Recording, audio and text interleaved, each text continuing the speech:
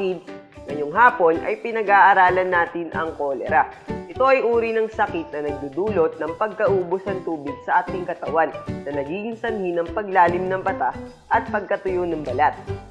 Noong una pa lamang madiskubre ang sakit na ito ay hindi nila agad nalulunasan ang mga taong nagkakaroon ng ganitong sakit.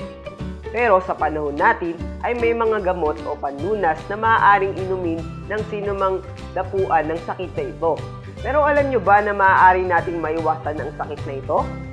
Yan ang ipapakita ko sa inyo sa pamamagitan ng paggawa ng isang poster. Sabayan nyo ako sa paggawa. Ang kailangan natin mga materials ay illustration board,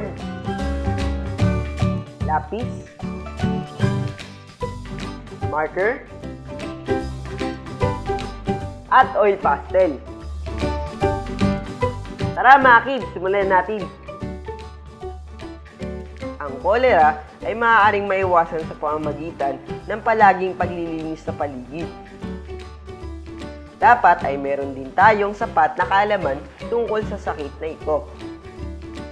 Hugasan nating mabuti ang gagamitin natin sa pagkain tulad ng baso, plato, kutsara at tinidor. Siguraduhin din nating napakuluan ang tubig na ating iinumin.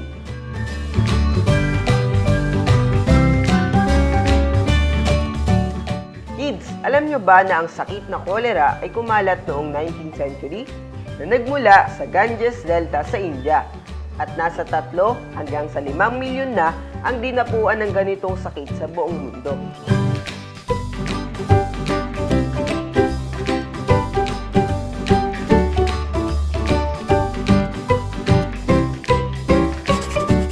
Yan kids! Dapat ay maging maingat tayo sa ating katawan at maging malinis sa paligid.